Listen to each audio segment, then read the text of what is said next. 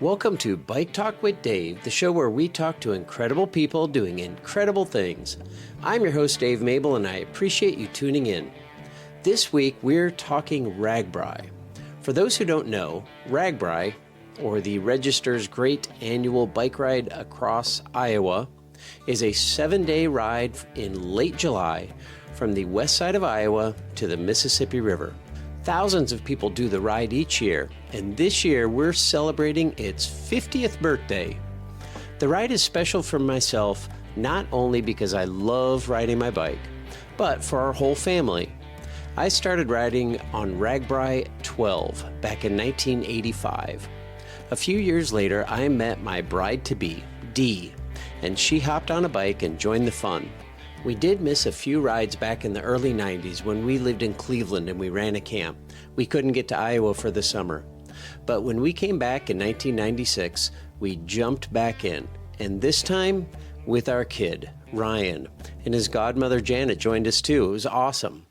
We've gone every year since, and sometimes it's just for a day, or sometimes it's for the whole week. But it's always been with our kids. They've come along since their first year of life. In fact, the tandem and the Burley trailer that we rode for many of those early years is actually in the State Historical Museum as part of an Iowa cycling exhibit. If you're visiting Des Moines, you should check it out. It's a cool way to celebrate cycling here in the Heartland. So RAGBRAI is definitely a part of our family. We'd love to go. So in 2022, RAGBRAI named an Iowa native, Matt Phippen, as the new director of the annual ride. So he's had a year to get his feet wet and prepare for what is promising to be a huge celebration of RAGBRAI's 50th. Okay, enough of me. So go grab yourself a cup of chain and spoke coffee and enjoy this conversation with RAGBRAI director Matt Phippen. Matt Phippen, what a treat to have you on Bike Talk with Dave. I can't believe you found the time between the end of RAGBRAI last year and the beginning of RAGBRAI this year. It's been, we were going back and forth there for a while, and finally we made it work, so I'm glad to be here. Yeah, I really appreciate it. Appreciate your time. Director of RAGBRAI, in my eyes, that's a crazy position that anyone would want to hold, and I want to talk to you a little bit about that. But first of all, what is RAGBRAI? RAGBRAI is a unicorn. It's a ride that I think other states try to replicate, and it's just not the same. But it is the oldest, longest, bicycling event, touring event in the world. And when I say the world with people that don't know, they're like, "Oh, it's just out of Iowa." And I said, "No, it's actually it's worldwide." And when I tell them more about how it's 50 states and it's 20 countries, then they go, "Oh, okay, tell me more. I'm intrigued now, right?" I was talking to a guy, a couple weeks ago, and he said, "This is a ride from Iowa. This is America's ride." And it was like, I got chills like feeling that, because it's like, it really is. I mean, when you have 50 states coming to Iowa, and as Iowans, we fly out or we drive out of the state to go on vacation. In July, people come to Iowa for vacation. I guess my goal is to show that we're not a flyover state. Like, land here and see what we're all about, and I guarantee it, you're going to love it. Yeah, no doubt. It is kind of funny, you think about the states surrounding Iowa, and of course they might show up, but you go beyond that, Florida, New York, Texas, California, and you're still in the continental United States. Yeah. I did a film on the Iditarod Trail and met a couple who live in Anchorage, and I was in Pancake Line one year, and I look up, and there they are. Wow. With their Alaska jerseys on. That's fantastic. Alaska included. Yeah, we went to Disney over Christmas, and my year not working retail, I could leave, right, and not have to work retail. So we went to Disney, and I come out of a restaurant, and I had a RAGBRAI T-shirt on, and a guy goes, "You're the director of RAGBRAI." And I stopped, and I was just like dumbfounded, right? And he goes, "We're from this area. I recognize you. I see your RAGBRAI T-shirt on. We're riding this year. We're so excited." And like I was almost embarrassed, because I was like, he was making such a big deal about it, and I'm like, this is so cool. But yeah, I mean, it's a lot like wearing an Iowa T-shirt somewhere that's not in Iowa. You hear the "Go Hawks" all the time. It definitely has a tie for Iowa for sure. Yeah, for sure, no doubt. So I'm curious, I know you're an old-time RAGBRAIer. You've done RAGBRAI and been a cyclist for a long time. Curious about your origin story. What got you on a bike originally? Yeah, so I found RAGBRAI when I was 10. It went through Owine, and my dad was a law enforcement officer. My mom was a secretary, and we opened up our lawn to RAGBRAI, and that was my first kind of holy crap, what is this thing that's in my backyard? And I have vivid memories of walking through the campsite, and what I remember most is I wasn't just some snotty 10-year-old kid. I was welcomed into their campsite, and they showed me their gear. We looked at bikes, but I just remember how close-knit those people were. And I remember vividly my mom saying, here's the restroom that you guys can use. My bathroom in my bedroom is off limits. Do not use my bathroom.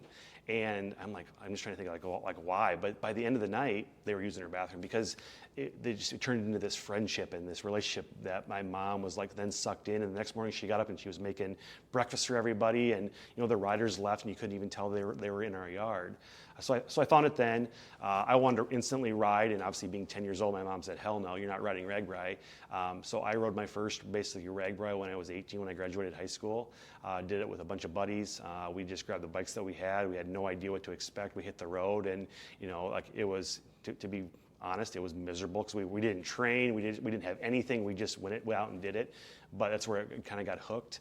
Like I said, graduated high school and needed a job, so I found Shields as a job. I did jobs that no one wanted to touch, cleaning up all the crap and doing those things. I knew that wasn't what I wanted. There was a position open in the service shop, and I went to my boss and said I would love to learn how to build bikes, wrench on bikes. So he moved me there. I went through a bunch of training with Rusty, who was the tech at the time, and he taught me how to tear a bike down, build it back up, and fix things, and I fell in love with the bicycle.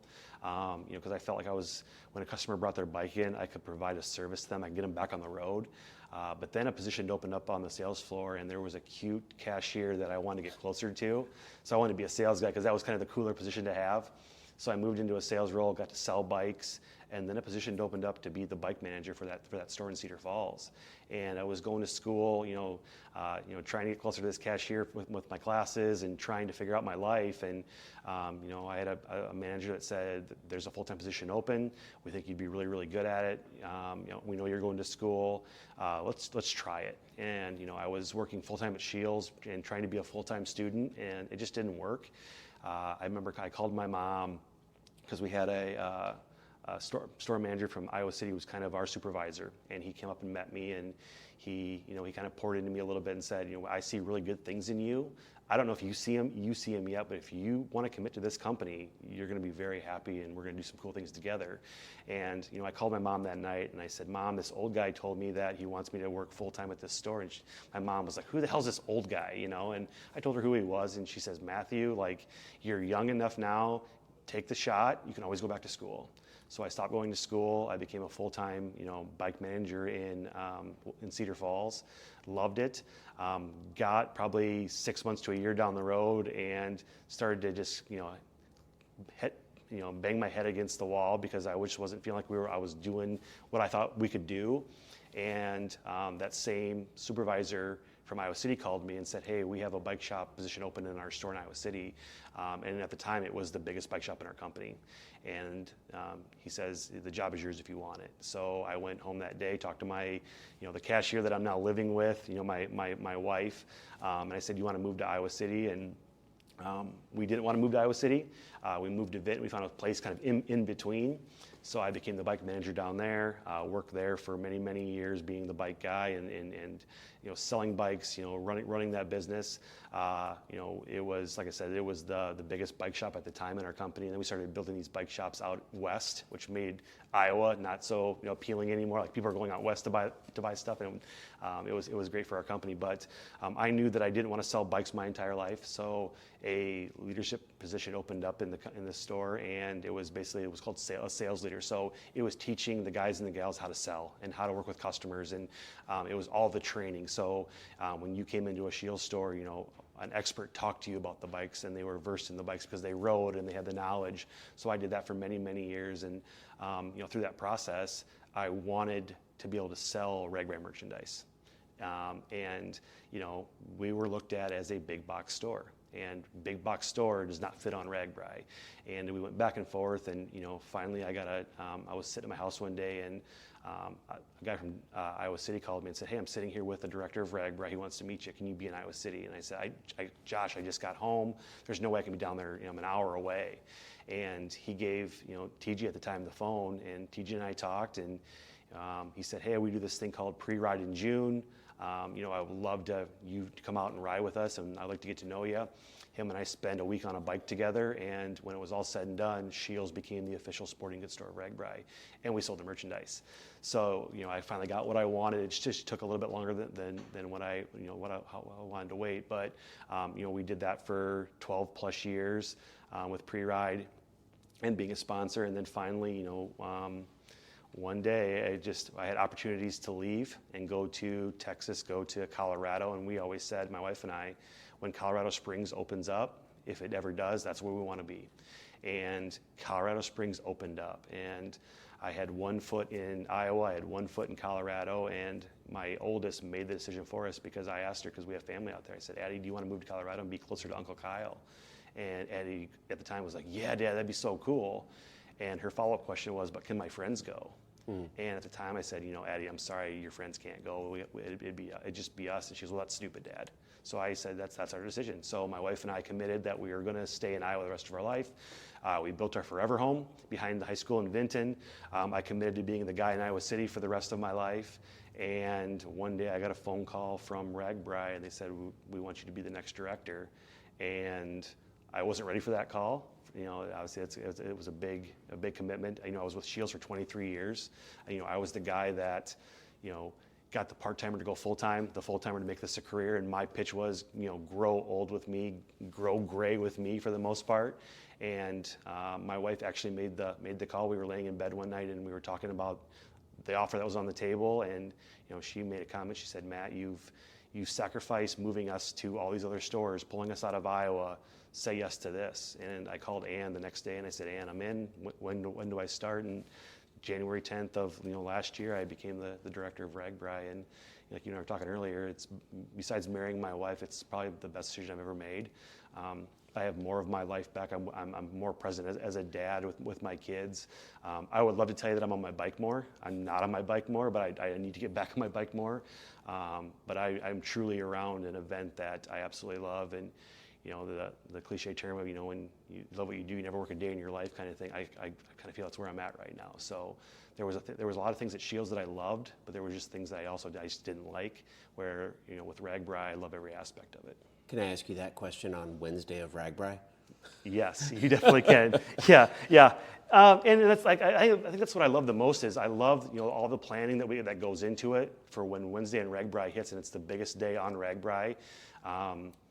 Things are rolling, and there's going to be things that are going to pop up, but that's truly, there will be a lot of stress that day and a lot of stress just that week. But I mean, when you surround yourself with the bicycle community, like, they show up for you, and they make it easy on you. So it's we're super excited for that week and that Wednesday for sure. Absolutely. Yeah, no doubt. I want to get into that, but let's back up a little bit. Did you know, like John Karras, Donald Call? Did you know those guys at all? Met them. Obviously when we did pre-ride and we did the ride like with the Karras loop, we would always go over. I doubt he would even know who I was. It was one of those things. But we always made an attempt to go talk to him. Great human beings. I mean, just look at what they pulled off for this state, and what their vision was so cool. My job now is to continue that legacy, and the previous directors, and keep that moving forward, and not lose focus on what their vision was and change that, but just grow it. But yeah, I had the opportunity to meet them a couple times. Why do you think what they did in 1973 worked? Well, it had the ability not to work, right? I mean, I think in my life with my previous job and this job now, it's finding ways to say yes. And I think it would have been really, really easy for that boss to say, "No, you're not riding your bikes." And then think about how catastrophic that would be. To have someone say no to something that you are passionate about, and then this ride never happens. I mean, obviously that's just crazy to think about. But they said yes. And I think what happened was you take this on the road, and you start writing these articles, and the articles suck you in. and you're learning about Iowa, and then people start showing up to it, and then 50 years later, it's this event that until you see it and you feel it, you can't talk about it because you can't describe it. And I think that's the coolest thing about RAGBRAI. And we have people in our company that they know of RAGBRAI because we talk about it. But we had people that came last year for the first time, and I remember them telling me, you told us about it, and I knew what your message was, but I had no idea until I saw it and until I felt it. And that's truly what it is. I talk about it being magic in a bottle and a unicorn. It doesn't exist anywhere else, and it exists because the people of Iowa are what truly pull it off and make it work. I've traveled a lot, and not other states open up their houses and open up their hearts to these riders. And when you roll through and they're cheering you on and they're giving you whatever they need. And I heard a story last week where there was one of our guys was riding his bike and his bike broke, and this guy goes to his garage, pulls out an old 10-speed and says, "Take this, it's yours. Just needs air in the tires. I don't want it back. It's just yours. It's been hanging in my garage." I mean, that doesn't happen anywhere else, right? It's just that small town, I will give you the shirt off my back and I don't ask for it back. I just want you to be good kind of mentality. So I think that's what truly drives it along. There's been, if you look at social media, there's talk, RAGBRAI, it's going to die. It's never going to go for another 50 years. And I've always said the only reason it'll stop is if the people of Iowa say no to it, and Iowa says we're done hosting this. And I don't think that's ever going to happen. A lot of ways we can go with that whole sure. thing you laid out there. I was gonna, one of the questions I've written down is why does it continue to work? And I feel like you answered that. But I mean, gosh, was it 2020, 2019? The director left and started a new thing the same week, the same route. It was obviously a big kind of fiasco. A lot of confusion, actually. Yep. What ride are you going to do? Is RAGBRAI dead? Yeah. And I'm even going to say, the Register really, you don't have the same presence with the Des Moines Register that you did 1,000 years ago when John Karras and Donald Call would be writing about it. You'd run into town and there'd be the newspaper from the day before, and you'd look and you'd find your picture, and there's a Brian Duffy cartoon, and you'd meet Brian Duffy and his family and ride with them. And so the connection with the Register really isn't what it used to be. Yeah, for sure. At least from our perspective. And so, gosh, the dude who's running RAGBRAI leaves the Register and starts his own ride, and this is the death of RAGBRAI, but it wasn't. How did RAGBRAI survive that and then survive 2020, in which it didn't happen? I think the love of RAGBRAI kept it going, because when you have so many people that love something so much, people are going to find a way to keep it and not let it die, right?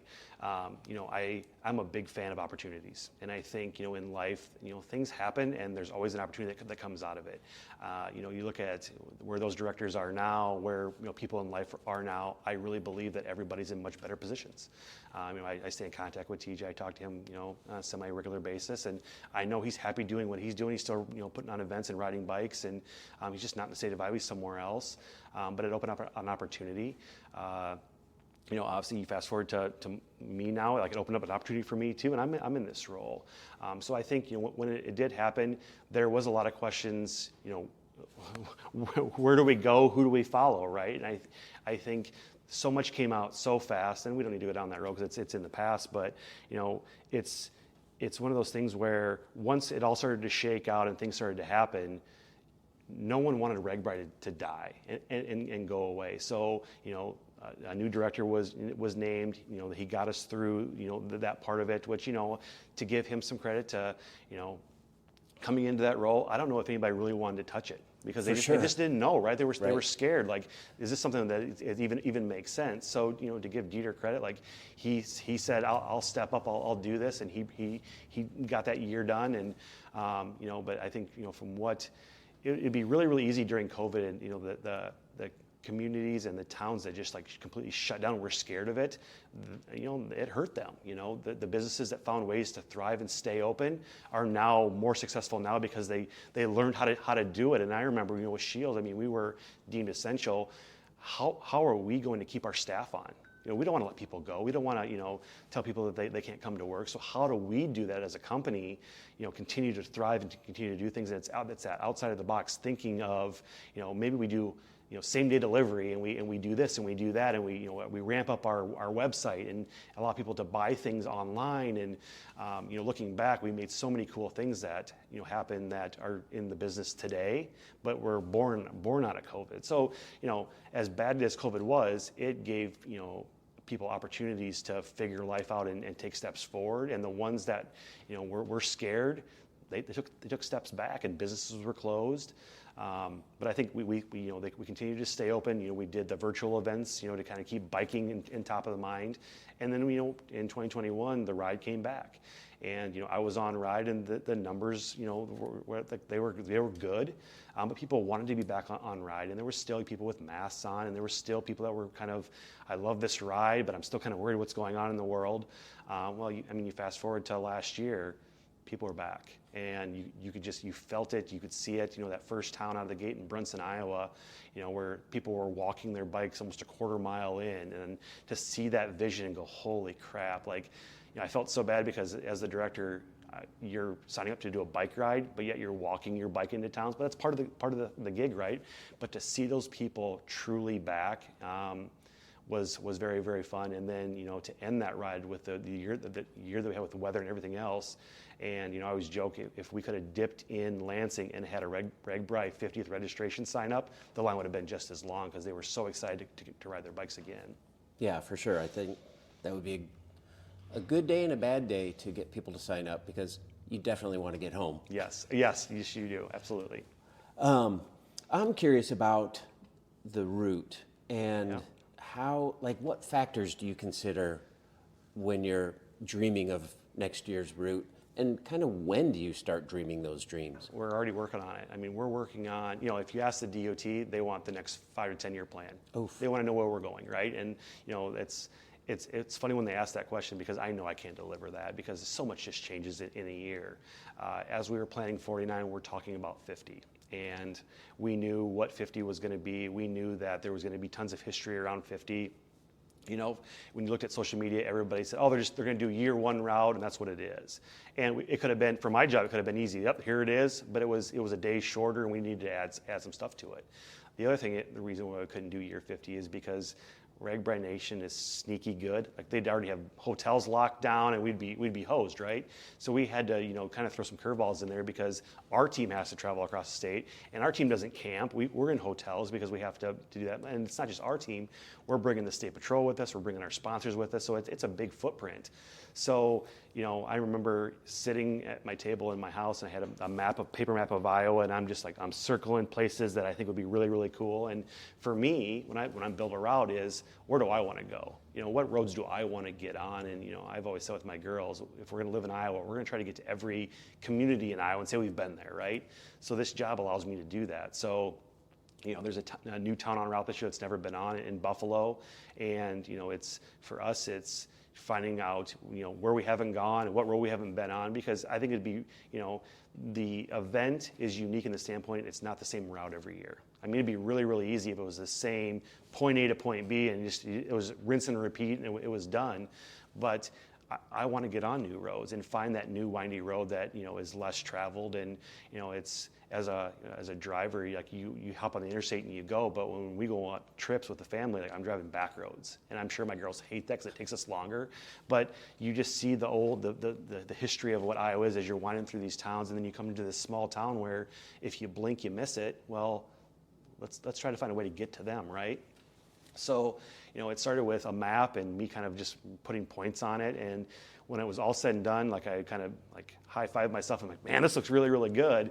But then you start talking to the DOT, and you start talking to these organizations that help us get across, and things change. You look at their construction plans, and towns that you wanted to go to, host towns are off the map now because we can't get to them because there's this major construction project that will not allow us to make that work. So, I always say the route on paper, it looks fantastic, but until you start really dialing it in, it evolves. So, and we threw some curveballs in there. We looked at the original route. I knew that I wanted to have the bookends. I wanted to start in Sioux City. I wanted to end in Davenport. I just had to figure out how to get there. Obviously there is a bidding process. You have these towns that write these long, letters of why they want to host and why they want to do it. And you would love if you read that letter and it matches up with where you want to go. It makes it really, really easy. But the passion that they have in these letters, sometimes we just can't get to them. But we follow the letter. We know that one day we can make that work and we can be back. The other thing too is there are people that just don't like RAGBRAI. And as the director, my job is to figure out why, because I am technically the new guy, and something that has happened in years past was not anything that I was involved with, but something happened, and we need to find out. And there was a couple towns on route this year that just said no, we had a bad experience with RAGBRAI. We didn't do well. We thought we were going to make all this money and we didn't, and we lost, and we're scared of it. Last year, same thing. We had towns that just said we don't want to be on map.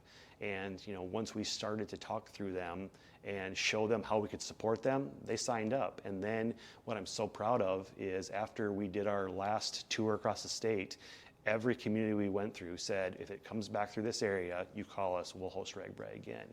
And that's a win for me, right? I mean, it just shows, and to be fair too, the weather was amazing last year. Weather plays such a huge role in these events, and when you're blessed with 70 degrees and tailwinds, how can you not be successful? Because people are just having the time of their lives.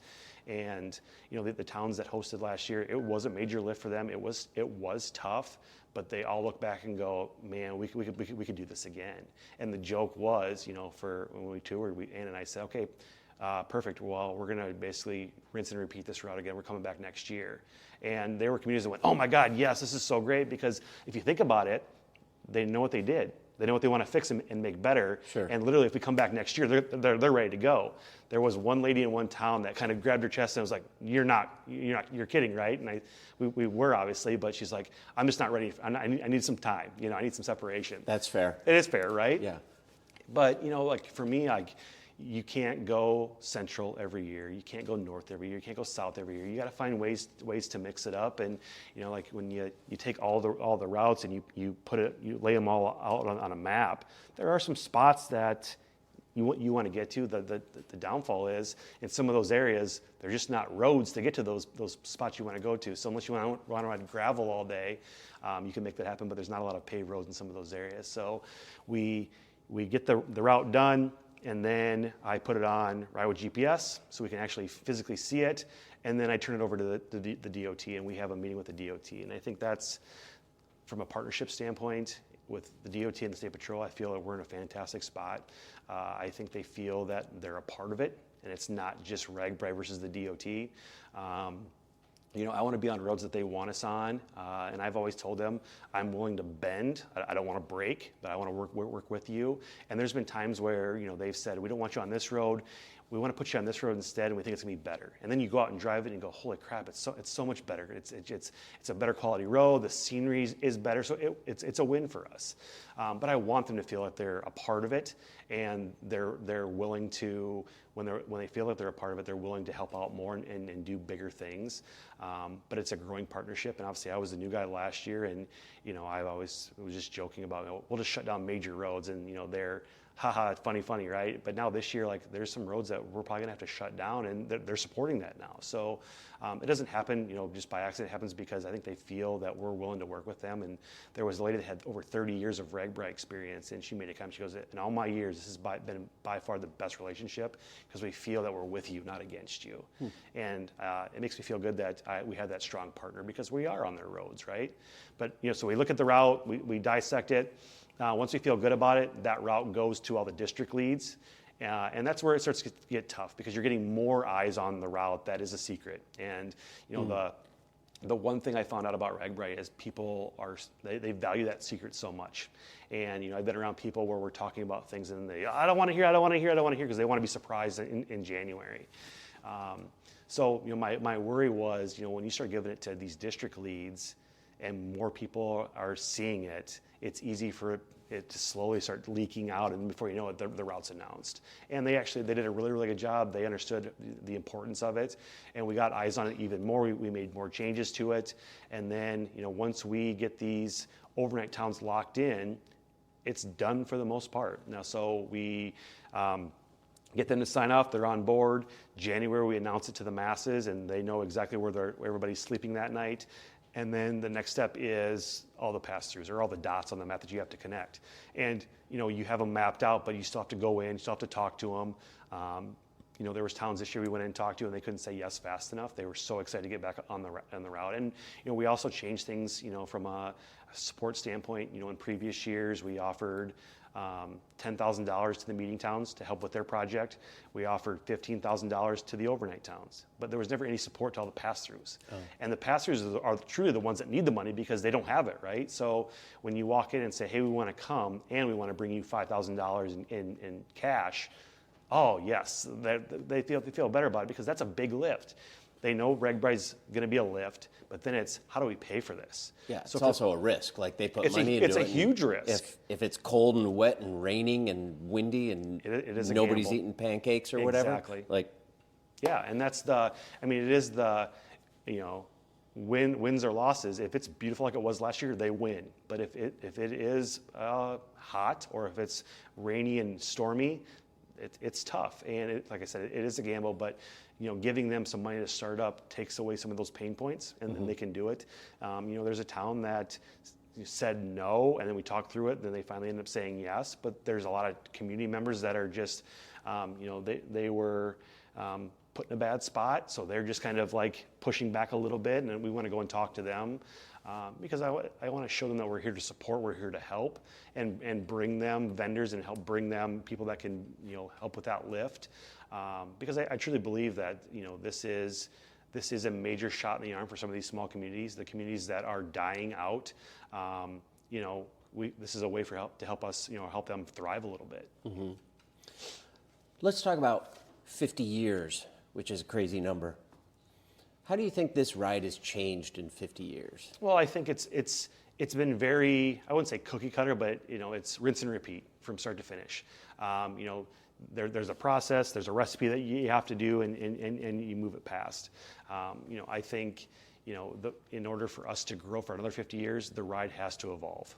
And I think there's things that, from a registration process to merchandise, the things that we're doing, it has to evolve. And I think I've said this multiple times, I don't think we've scratched the surface yet of what is possible with this ride. And to think 50 years, I'm saying this because of where it's come from, where it's going to go. I think we're in a building that for 48 years, like, we weren't in our own building. We were in an office building on the 5th floor, of a register building, and it wasn't RAGBRAI. So I think it's truly evolving now. We have merchandise. You think about the love for RAGBRAI. Well, you can order it online, and you get the bike jersey, or you get the cycling cap. But now we have T-shirts and sweatshirts and ball caps and stickers and glassware and all these things, because there's so much love and passion for RAGBRAI, and it's truly a brand, and it's a brand that I would wear all the time if I had it. So why not find ways to do more with that? And I think that's growing. You're seeing crazy numbers this year, and you're seeing a lot of newbies and people that have found it, have heard about it, and are coming now. You have the teams that have been there, year one, and they're coming back, for 50. Because of the ages, they're probably not going to ride the whole thing, but they're going to be around it, they're going to experience it. But it's just one of those things when you get a taste for what it is. And I heard it so many times last year of, this is my first year on route, I will never miss this ever again. And I look at him, I'm like, and from an age standpoint, I'm like, God, I wish we would have found it earlier in your life, and not so late. One of my visions is we got to bring that age down a little bit. I want younger riders on the ride, and we saw a lot of families last year. A lot of kids on the ride. Before I became the director, my goal was to always bring my girls on route and ride with my girls, and I was so excited for that. And now my girls are going to be on route, but they're going to be working. They're not going to be riding with dad. Oh, sure. So they'll still be a part of it, but to see that, and to see the college guys and gals that find it and get hooked on it and are riding every year, it truly is a magical ride. Our Tandem and Burley is in the State Historical Building, which I Okay. just think is hilarious because, like, seriously, I'm old enough to have a bike in the State Historical Building. Sure. But we brought our kids from year one, each of them, Very and cool. you just find a way, and they still love it. Our son goes along with his wife now, whose family are RAGBRAIers. Very cool. And our daughter always finds a car to drive. And That's awesome. Our youngest is, he hasn't hit every single one, but he's trying to figure out a way to haul his 80-pound dog in a Burley. Oh, And I'm wow. like, no, dude, no, board your dog Yeah, maybe if not it's the best that idea. important. For no, sure. but, and I hope he doesn't hear me say that, because Sure. you want to encourage your kids, For right? sure, That's absolutely. it. Absolutely. If he wants to find a way, then we'll find a way. But Yeah. I think you said it. You find a way to say yes. You find a way to say yes. Yeah, yep. Yeah, for sure. How's RAGBRAI celebrating its 50th? We're going to celebrate with everybody else. I mean, the things that we're doing, and what I love about 50 and the towns that we're going to be in, every town knows how special this is going to be. And they're doing these above and beyond things that I'm looking at going, man, if they pull this off, like, this is going to be so cool. And we're getting like the sneak peek behind, right? One thing that we've changed this year is, in previous years, the overnight towns were in charge of the concert and booking the talent and pulling off that experience. And, as we traveled last year, there was pain points there. These towns don't have, an event coordinator that books talent on a regular basis, so they don't even know where to start. They don't have a RAGBRAI vault full of money for like these big bands. So Ann and I said, how can we give back more to these communities and help them with this project? And the answer was, well, we'll just take it off their line item. We'll just tell them we're going to cover the expense. So RAGBRAI is covering the tab on all the 8 overnights. And that's band and production. So we'll pay for the band, we'll pay for the stage, we'll pay for the big LED screen, we'll pay for all the lights and the sound. All they have to do is just showcase their community and find ways to sell beer and pull it off. So we, obviously we started, last year as we're driving down the road, making lists of bands that we like. And they got to be on RAGBRAI. And we knew that we did not want to turn this into this commercial event where it's all these just huge names and it's just a mess. We want big names, but we want to sprinkle it in with the RAGBRAI talent that the riders have grown to love. Talent that has either not been on route, but has been on route in previous years that, we just couldn't make it work. So we kind of built our list, and we knew that we couldn't do it, so we need to find somebody that can do it for us. So we found a family. It's 2 dads, or I got two guys that are brothers and a son. They're out of Arizona, Entertainment Solutions. They do this on a regular basis. They pull off these Super Bowl events and these massive events. They've been there and they've done it.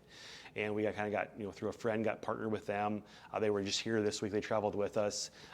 We kind of gave them the vision of what we were thinking. We kind of gave them a band list, and they started to start thinking on their own. They surprised us in Mason City last year. They popped in. They wanted to see the event. And that's where they hooked me, because I think it's easy to say, oh, I know what RAGBRAI is, or I Googled it, I saw the pictures, but they wanted to get an experience of it. And they were in Mason City for one of our biggest events. They saw the stage, they saw the VIP area, they saw the people, and then they said, we know what it is. We felt it. We know what this thing is now. As we're brainstorming bands, they came to the table and said, we don't want to bring you 8 national acts. We want to bring you 4 national acts and 4 RAGBRAI bands that people are going to love, because we don't want to lose what RAGBRAI is.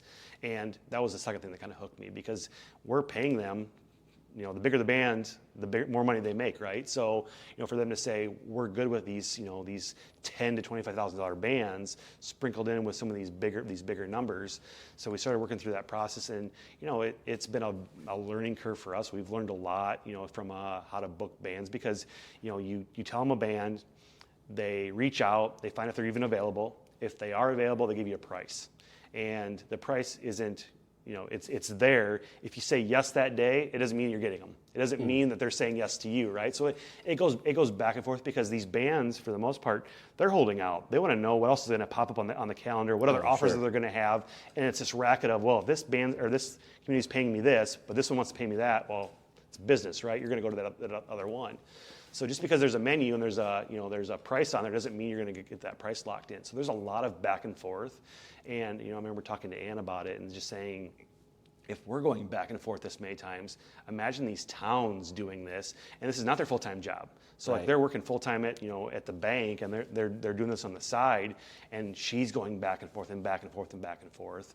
But then when you lock someone in, it makes it all worth it. It's like, this is exciting. And we've had bands that we had locked in, and then a conflict popped up and it pulled them back out. So now we're back to square one again. So we're getting ready to announce the bands. We're thinking sometime in April we're going to pull that off. Bands that are in Des Moines will be pretty significant. The band that's in Coralville is one of my all-time favorite bands growing up. I kind of pushed for them really hard to get them, and we got them, and I'm excited. But to be able to pull that line item off the plate, and then allow the towns to put money and assets somewhere else, and know that we're going to help them do this is a big commitment from us to them. Reunion from the Police, the Who, U2, Rolling Stones. I can't open that up to you. Good try though. But I will say, like, who was around in 1973? I tell you, there are some bands that they started in '73, so like it ties 50-50. There's some other bands that you want, and there's nobody left. Those are starting to die out too a little bit. Beatles, you're getting the Beatles. Yeah, right? I wish so. Yes, but no, I think of you look at it and go, will they be good for RAGBRAI? And if the answer is yes, then you try to find it out, and then you just hope that from the routing standpoint it works. Obviously COVID happened, and stuff, live events shut down. 2021 they started to come back. 2022 same thing, but now it's gangbusters. They're all touring somewhere, and state fairs have been announced, and their tours have been announced. So it's trying to figure out how to make it work. The cool thing about RAGBRAI is it's a Tuesday night. So these bands aren't performing normally on a Tuesday night. Right. They're performing on a Friday or Saturday. So you can land those as they fly over, they drive around. So it does help. But the Saturday to Saturday, on those weekends, it does make it a little bit tougher. But man, you can lock in a band that just says, hell yeah, we'll play. It's Wednesday. We're usually just hanging out. So, but no, it's been fun. The group that we're working with has been fantastic to work with. There's things that have happened we just didn't know about it, and it's an added expense now. But we built a pretty significant budget, and I'm pretty excited for that change for 50. Yeah, very cool. So are we for sure. Yes. Talk to me about Ames to Des Moines. It's a big day. 100,000 people. Yeah. Okay. So let's talk about that a little bit. All right. Let's do. Are you including the population of those two towns in that? And I went on record, and one thing you're going to learn about me is I'm very transparent, and I will speak my mind, and I will talk through things, and I will tell you kind of where I'm feeling, what I'm thinking. And in some cases, I probably should just kept my mouth shut and not said anything, right? And just kind of and learn through it. But when I did that interview, and I said I could see 100,000 people coming to this area. It wasn't, somebody put on social media, oh, he's being so arrogant. How does he think he's going to be able to pull this off? And it wasn't about being arrogant. It was me wrapping my mind around, we have to prepare for that. And we have to make sure that we're ready, so when the masses do show up, we're set up for success, and we're good to go. And I think, with that, saying 100,000, it's one of those things where if 70,000 show up, oh God, we're good. This is going to be good for us. So it wasn't, expect 100,000. It was previous years on RAGBRAI. Last year we had days of over 30,000. And when you say that number, are you talking about people riding their bikes on the road? Riding their bicycle on the roads. Okay, wow. So not the communities, it was just actual riders. And those numbers are, we kind of get those from the State Patrol. They're out there with their little clickers. And sure. I don't like, that thumb's going super fast, right?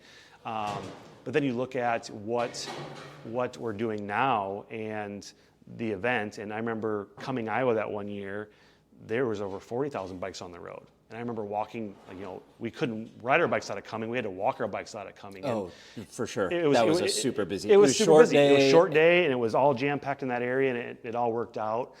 So then when I look at what this is, you add in RAGBRAI 50, you add in Ames, which is a great community, and then you add in Des Moines, which is our home, for the most part. And what that just draws in alone, we have the ability to bring in a lot of people. And then, you look at, when we announced the band, then there's that other, that stigma of, or not, just that other thing of here's a band that's coming that people might even not be on RAGBRAI, but they want to go just see that band. So then for sure. They're coming now. So We've been working with everybody in those areas right now. We locked in some amazing communities that get us from Ames to Des Moines.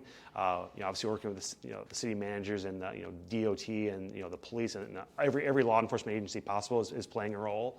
But it'll be a major lift that day. But it has the ability to be one of the coolest days on RAGBRAI for sure. You are to be commended for finding a way to make it further than 25 miles. Yes. Yeah, and that's we knew there had to be some winding. We were originally back and joking forth. like we'll just go straight south and be on one road. And to be fair, like I had that on the map, and it was just Ames, Des Moines, straight down. And I thought it would be so cool just on that one road to see the sea of bikes for as long as you can see. I mean that'd be really, really cool. And then I said, well, I can't have that won't work. We have to find ways to get to there and add some miles to it. And my original goal when I started plotting this route was I wanted to do 500 miles and I wanted to do 50 communities. And when I first had it done, I had 500 miles and I had 50 communities. And then with construction and everything else, it had to change. But we are at 500 miles, so we did pull that off. But the communities did it. We lost some communities along the way too.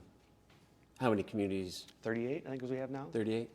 And that includes pass-throughs That's everything. Yep, start to finish. So, Is it Milo? Is that the town everybody stops at? I mean, it's an M word that everybody stops at on the way west. It was a town RAGBRAI went around one year, and then yes. What town is that? That can be counted. That's 39. It is an M town that everybody stops at. I can't remember what it was. I was just hearing this story not too long ago because I never heard that story before. And, you hadn't? And Jack Stubbe was telling me about it, and he was kind of giving me the backstory of they were all in and they started to go a little rogue. So I think Greeny pulled them off the map, and now everybody stops there to say so they thrive every year on They RAGBRAI. do thrive every year for sure. You'll have to look at that. So that's number 39. There you go. So 11 to go, I think. Yes. I want to ask. I was kind of start winding up, but gravel 1,000 years ago. Yes. Gravel, like we would open the maps and be like, oh, there's 3 miles of gravel. Yeah. Like it's going to be the worst thing on earth ever. Yeah. And then gravel kind of came to be. I remember I used to try Trans Iowa, and I made a day of gravel, 100 miles, and I wove back and forth over the course, went through the pass-through towns, but I was gravel in between. I just did that on my own, and now gravel seems to be embraced. It's huge. Where's gravel fit in the world of RAGBRAI? And what's the future of gravel on RAGBRAI? It's definitely there, right? I mean, I get emails, from riders that said, when are you going to do 7 days of RAGBRAI on gravel? And I look at that and go, man, that's cool. Like, if we could pull that one off. We do have a gravel day. We'll announce that here in April. The way I did gravel last year, it made it easy for us to support because we tied towns into it. Where in previous years, it was either the gravel loop or a gravel section where it was just this long stretch where, you really had to support yourself and know that you're going to be on this road by yourself or with, friends, but you need stuff to get up across. So we tied, we would leave town en route and then we would dip right onto a gravel road and ride gravel for a while. And then we'd come in the backside of the town on gravel and we'd have the town be able to be there to support the riders. They would eat and they would fill their pockets up and then they would leave on the route and dip on gravel again. So it tied both things together. It worked. And I think, looking at gravel and talking to these communities, talking to a county engineer, and, I ask them, what do you guys have for epic gravel? And they don't know what epic gravel means. They just do gravel roads. And what the counties did last year, I mean, they shaved the gravel. They kind of sculpted it. We had gravel, maybe 5 years ago that the week before the county thought they were doing right by the riders and they laid fresh gravel down, and it was this thick. I mean, it looked beautiful. And then when a rider hit it and the tires sucked down and people were crashing, but the county thought, we're doing this for RAGBRAI. This is gonna be great for RAGBRAI. And the answer was, no, it's not. Just maintain your gravel, do what you normally do, stay off of it until until after the ride leaves, then lay your fresh gravel. So we're working on that right now. I think I have the ability, and it really just comes back to time and bandwidth, to have gravel sections kind of every day on route. Oh, wow. to kind of spill off and then come back in. Obviously this year we're not going to have full 7 days of riding gravel, but we'd have sections. So I've been scouting the gravel this week and last week to see kind of what makes sense. And we're a very, very small team, so for our team of markers to then have to mark a gravel route and a road route, it will pull them and stretch them a little bit. But I do think there are some spots that as you're driving, you look down a gravel road and it looks magical. Like I want to go check that out. So there will be a gravel route. There is a possibility of having gravel sections too throughout the week, but it is something that I'm passionate about. I love riding gravel. I believe that it takes you to a whole different world of Iowa that most riders don't see. It's less traveled and the views are amazing. So my goal in this role is to bring more gravel into the mix for sure. Very cool. Where do you want RAGBRAI to be in another 50 years? That's a pretty loaded question. It is for sure. No, it's good. How old are you? I'm 42. So 92. You can. I'll be here. I'll be the guy sitting in the corner waving at people as they roll by. I love it. Will you have a loop? You got to have a loop. Yeah. I think the last year we joke about the mandatory Century Day, and people were losing their minds about the mandatory Century Day, and it worked out in our favor. Tailwinds the entire week. People were averaging 18 miles an hour, like loving life. If it was the exact opposite, my house would have been burned to the ground, and it would have been catastrophic. But it worked out for us. I will say we'll never do a mandatory century loop ever, century ever again. But you look at this year, and we have days that are in the high 80s that have 3,000 to 4,000 feet of climb, and no one's really chirping about how long those days are going to be. They're going to be more brutal than the century for the most part. But one thing that you're going to learn about me is you sign up for a bike ride. We're going to ride bikes, and with bikes comes miles, and we're going to have some miles and some long mile days. As long as we can find ways to support the riders along the way, let's ride bikes. The cool thing about RAGBRAI is it's whatever you want it to be. If you want to be the yellow jersey winner and get up before anybody else, be the first one into town and be that guy or gal, that's there for you. If you want to be the back of the pack and just roll in late in the evening, it's there for you. You want to bring an e-bike, you bring your e-bike. You want to bring your fat bike, bring your fat bike. It's whatever you want it to be. And I think that's what's so impactful about RAGBRAI. My worry, I'm worried about 50, but what I'm truly worried about is 51 and 52, because I think as this ride truly starts to get rocket growth, these towns that are going to go through in years down the road might not be able to support the riders and the masses. And there's that bandit term that you hear about of these guys and gals that I don't pay, I just ride, but I pay in the community and I support the community that way. We got to find a way to fix that. And we have charters this year that are completely sold out. So Pork Belly knows that they have this many people coming. They can plan for that. We can't plan for that. We know what we registered. We know what's coming that way. But then we get to the ride that day, and because it's so nice, more people just show up and they want to ride. And perfect example was last year in Brunson, Iowa. We were very transparent with them. Every time we met, here's the numbers. Plan for this. This is what we know is coming. And then 12,000 more people showed up in that community. So when you register this number and then you tell them this number, but then 12,000 more people show up that we just can't account for. They had a great day and they had a great time, but they didn't have enough porta potties. They ran out of food, and the riders, that truly had a band on their arm that needed support. They're out of food. So now we had to go on to the next town. When you look over and that guy's eating his pancakes and he doesn't have a band on, and he came to ride. So we got to find a way to get people to register and know that you're helping us support these towns, because we want to give back as much as we can. We want to help them as much as we can, and part of that planning process is with us taking 20 trips across the state. If we can prepare them each time we go for 20 times, they'll be set up for success.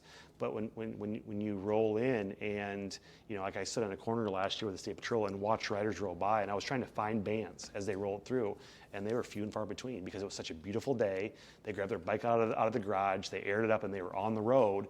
And they came to our event. They came to support RAGBRAI and the ride, but we just can't account for them. We can't be prepared for them. And if we know exactly how many people are coming, we can do a better job making sure that towns have enough porta potties, making sure they have enough vendors, making sure they have enough water, they have enough things to go on.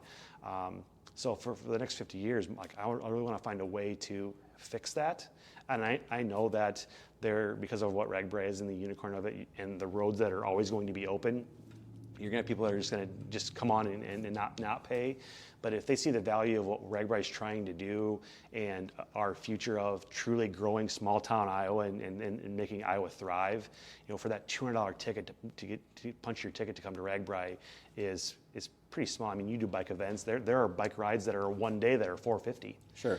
So to have a supported ride for $200 and to use our services and go across the route is it's a no-brainer to me. But there are still some people that just feel like I'm just going to ride that day and not pay a dime because I'm going to buy a beer. I'm going to buy some food in that town. I'm going to get my money back that way. Yeah.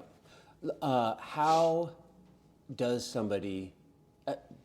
RAGBRAI used to have a lottery and sell out. Is that still the case? Like, there's no lottery. How do you get a wristband? I think that's what are the one options? of the biggest misconceptions is you had these Iowans that said, well, I don't want to use my ticket to then not have somebody else out of state not be able to punch their ticket. So that's why they didn't register. Well, that doesn't happen anymore. So you can go to ragbrai.com and buy a ticket to RAGBRAI. And working with the State Patrol and the DOT, we know that the roads can handle bikes. What we're looking at from a registration standpoint is we need to make sure that the towns and the vendors can support the riders. Because if you register 50,000 people and you only have enough vendors to food and water 20,000 of them, it's catastrophic, right? Sure. So you have to have those vendors. With COVID, a lot of those vendors stopped a little bit. The good news is a lot of those vendors are now coming back because they're thriving again, right? And RAGBRAI is their ticket. So yeah, no lottery. I think that's one of the big misconceptions. Is there a limit? There's a limit that we have, but it's one of those things. We know what we want to register because we know what the roads can handle, but you're still going to have that bandit number that are just going to show up. And if we turn the lottery off, that doesn't mean they're going to stay home. It means they're going to grab their bike and they're still going to come. Sure. So we know the number we want to get to that seems safe for us, and we know we can support. But that's the fear of the unknown is I just can't tell a town. I'll tell them how many we've registered, how many they can expect from what we've seen on our website. But you add 70 degrees and bluebird skies and it's gorgeous out, all bets are off. And it's not just that. It's not just the riders. It's like everybody from every small town around that town shows all up. Coming. They're there for the party right. and the fest and the food and the music and the whole scene as well. So it's every overnight town is a definite magnet for sure. The whole area. Yeah, you're absolutely right. So are week-long passes the only way to go? Week-long and day. So you have a week-long pass and you have a day pass. You do have people that will show up and I'm just going to ride today. Buy your pass for that day. We will sell passes. We close registration on May 15th, and we start packing all the stuff up and start sending stuff out. We will open it back up on the day of the ride, so they can buy a pass that day to ride too. Now at that point it's almost too late. We can't account for you. You're already here. You're already doing it. But they're still trying to help out. So it's because they're punching their ticket. It's our way of if we have a spot that is running low on water, we can go buy water and help that spot out. We'll see the numbers on day one, and then by day two, if we need to react, we can react. But we'll allow riders to basically sign up every day en route and do the day passes. We offer support, so we have a SAG service. So when you're en route, if something does happen and you can't make it, your bike breaks, you flip your bike upside down, our SAG comes in and picks you up, and it's very unfortunate when your bike breaks down and you're not a bandit rider. You're a bandit, So, when you have the band on your arm, we pick your bike up, we put it on there. If you are a bandit rider, we still pick you up. Like we're good people, right? We want you safe. But then it's like you need to register for the ride. Like you're now clearly using our services. For sure. Go punch your ticket now and help us. Because we want to make sure everybody is safe. But we offer support to the riders, and then with that, we transfer your bags across the state. So this year we'll have 3 semis that will you'll be able to load your bag in the semi. We'll drive the the semi truck down the road, go to the campsite. You'll be able to pull your bag off and go camp for the night. So we'll support you across the way. I think of from a support standpoint, all the porta potties. We're helping the towns secure porta potties, and we bring a bunch of porta potties on our end to help with that too. But there are so many services that people don't think that they're using, but they're using. And I was in a town last year at a really great stop, and I was in the line to go to the bathroom at a porta potty, and there was a guy talking to me in front, and he goes, I never pay for RAGBRAI. I always just come because I never use any of your services. And I just pointed. He's in line at the. He's at the porta potty, and I just pointed at that porta potty. I said, "You're going to use that service right now, aren't you?" Well, yeah, but that's different. I said, no, it's not. I mean, tomorrow, those are gone. Those aren't here anymore. And I said, and we paid for them. And we paid for them, right? And we helped with this. And then I asked the question. I said, when's the last time you did a group ride? Well, last week with my buddies. I go, did you ever have state patrol out there turn by turn, making sure that you're safe so you can just blow through intersections and not have to worry about it? Well, no. I said, well, that's a service we pay for. We pay for those guys to be here. The food vendors, we help line those up and help the communities do all this stuff. And it was the kind of the light bulb of like, oh, yeah, that makes more sense. I do need to register for RAGBRAI. Right now, proof of concept. I don't know if he's in it, punch his ticket. I mean, he may show up next year, but you didn't write his name down. Yeah, I didn't write his name down. I'm not going to take a picture of him and say I'm going to find you next year. But hopefully it was enough for him to go. I need to support the ride, and then the ride can support the towns. But I think if we can, to answer your question, if the next 50 years we can just every year, every day win some of those people over that I've never paid, now I need to pay. We have them hooked. And I think one of the things we found when we started talking about the value of RAGBRAI, you saw on social media when people were talking about, because social media, RAGBRAI fights a lot of our battles for us. When somebody says, "Oh, I've always been a bandit rider, I'll never pay," they say that in public. They get get toasted because it's like, why bother? Stay home. We don't want you there because you're doing more harm than you are doing good. And it's that kind of that public shaming that is out there. But I think for me, if we can get to a point where we can truly have a number that we can give towns, I think over the next 50 years, that'd be a major win. The ride's not going anywhere. It's only going to grow and be stronger and showcase the best parts of Iowa. I think, like I said earlier, we haven't scratched the surface. I think we have so many cool things that we can do, and it just takes, it just means that flywheel is just moving faster and faster and faster. So, yeah, I'd love, and I don't want to fast forward to my life because I'm enjoying my life now, but I look forward to being that guy in the lawn chair waving at riders as they roll past and know that I had some, my team and I had something to do with that. Yeah, that's awesome. So how does somebody get signed up for this ride and get their wristband? So you can go to ragbrai.com. There's a registration page on there. It breaks down everything and punch your ticket. If you're on the fence and you're do I, don't I, the answer is do. Go do that. It's super easy. The really cool thing about RAGBRAI is, and like I told you guys earlier, there's 4 of us. My email's out there. That's amazing. My cell phone number's out there. And obviously our team swells with volunteers and with the town, so we do grow. But if you have questions, you have concerns, I've talked to more people that have just, found me on Facebook and messaged me directly. And one thing you're gonna learn about me is I'd rather talk to you than email or text you. So I'll call and we'll talk through things. And, but yeah, ragbrai.com is the easiest. You punch your ticket and then we'll put you in our list and you'll get your packet in the mail. And before you know it, we'll see you on the route. Awesome. Well, listen, I hope you have a wonderful, safe year. 72 degrees and tailwind. I tell you what, if we can pull it off again. And that was, one of those questions, how are you going to bring back the good weather? And my joke is like, I'll find it in my notes. It's somewhere in my notes how I pulled it off. And we were talking to Mid-American last week about sponsorship stuff. And I said, if we could just turn those turbine fans in a direction and turn them on full blow, we'd be in a good spot. So that's the plan, 70 degrees and tailwinds, but we are going to plan for 110 and headwinds the entire week. I mean, what would 50 be without being memorable? Yeah. Yeah, I would love memorable in the way that of last year, not memorable like it was so hot and I was so miserable. Soggy Monday. Yes. And there was a Thursday that Duffy did a T-shirt.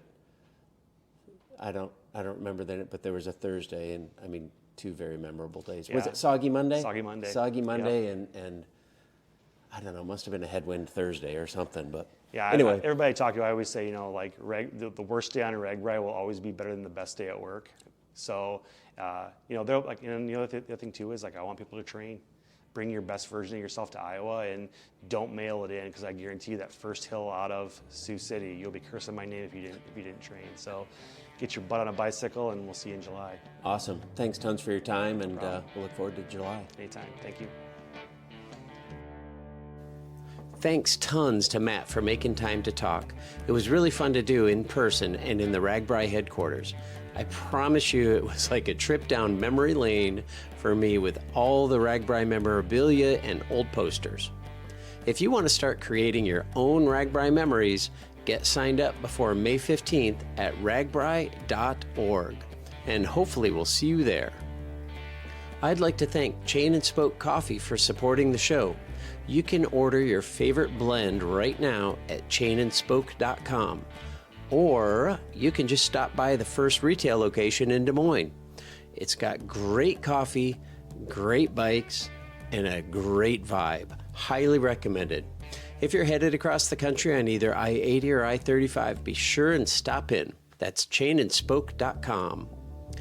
And thank you for listening to Bike Talk with Dave. If you'd like to support the show, you can do so by rating, reviewing, and sharing. If you'd like to support the show financially and help improve the show, you can go to buymeacoffee.com and throw some change my way. I promise I'll use it to make the podcast better, and I'll send you a Bike Talk sticker. You can go to buymeacoffee.com. There's a link in the show notes. We've got a busy month ahead. At the end of the month, we'll be back on gravel enjoying the beautiful hills of Northeast Iowa in the Driftless 100.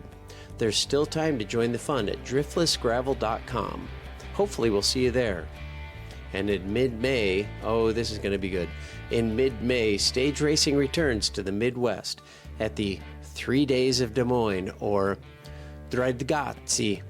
I don't know if I got that right. I practiced a lot, I promise. Dragdgatsi Des Moines. I'm going to have to get Sonicant here to tell me how to say that right. Anyway, it's 3 days, 4 stages, all categories. It should be a great weekend. You can find information at bikeiowa.com. Just click on the May events and look for a link in the show notes.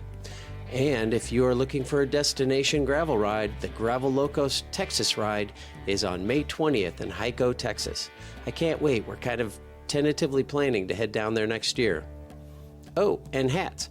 If you want a Bike Talk with Dave hat, message me at Bike Talk with Dave on Instagram or Facebook, and I'll tell you how to get one. I actually have them in my hands now, so you're not ordering, you're just going to get one. If you've already ordered one, it's on the way.